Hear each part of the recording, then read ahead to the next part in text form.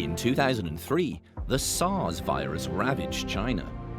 Since then, China has accelerated the construction of a national disease control and prevention system. Chinese hope that the system will help them respond better, faster, and smarter to another attack.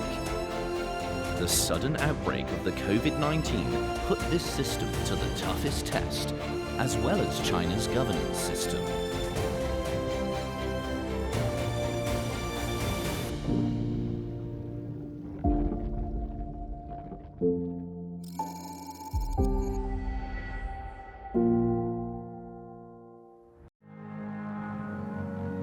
Faced with the COVID-19 outbreak, China quickly formed a special group called the National Expert Group on COVID-19. Professor Lan Xue is a member of the group. This expert group is an advisory body for fighting with the virus. And we have about 60 plus people from various fields. So we discuss various policy ideas, and then that will be provided to the national leadership to direct the country's fight with the virus. I'm Lan Xue. I'm a professor and dean of Schwarzman College at Tsinghua University. My research field is mainly on science, technology, and innovation policy, on crisis management, and global governance. For this particular outbreak, I think there were missed opportunities at early stage. So I think that's something that we really have to examine more and to collect more information to see where exactly things have broken down and how we can fix that. I think that national system that we should make sure that anybody in tampering with that system is a violation of law. And I think the second issue that we may also want to think about how to fix the problem is we need to have a robust expert system to make the judgment, because I think early signs are always incomplete. So there's a lot of uncertainties, particularly with a new virus such as COVID-19. In just 2 months, the COVID-19 outbreak spread from Wuhan to other provinces in China, becoming a major public health emergency with the fastest transmission speed, the widest infection scope, and the greatest difficulty in prevention and control since the establishment of the People's Republic of China. On the contrary, to deal with COVID-19, this is the proof not for the failure, but for the vitality and the validity of the system we have. My name is Yafei. I am currently pursuing an academic life, being a distinguished professor at Yanjing Academy of Peking University. Certainly we see some setbacks at the very beginning before we found the right path.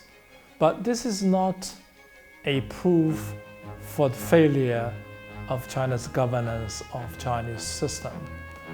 It is only a proof, once again, that China's political system, economic system, China's political setup is correct, is the right one, because it has the capacity to correct itself.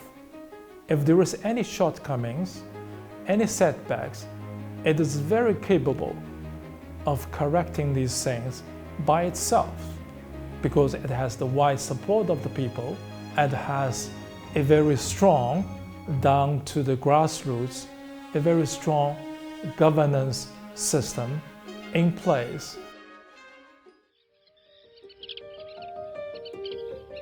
The very different responses to the outbreak among countries with different social systems have aroused concerns and even led to debates about the best and the worst.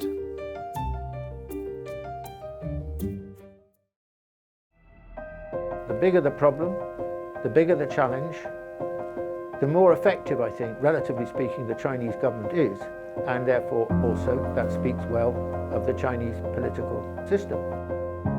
My name is Martin Jacques, and Until recently, I was a senior fellow at Cambridge University.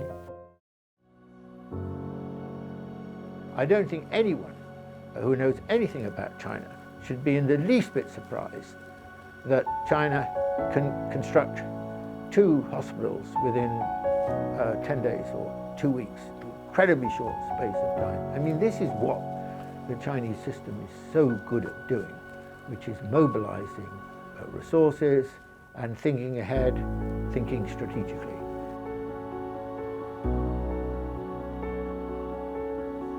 China will learn from the weaknesses of what happened, as well as the strengths of its subsequent achievement. And yet, in the West now, especially for example in the United States, so slow. And the testing is so weak, so narrow.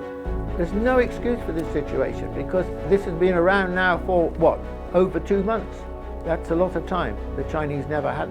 So I think that what's happened does not prove that the Chinese system is, deeply flawed or something like that. Okay, it does reveal that the mistakes were made. It does reveal that there were some weaknesses. But the bigger the crisis, the more likely mistakes are to be made. Why? Because you've got to make it up, because you don't have perfect knowledge. And less excusable, in my view, are the mistakes that are now being made in the West, because they have had the prior experience of China to take into account.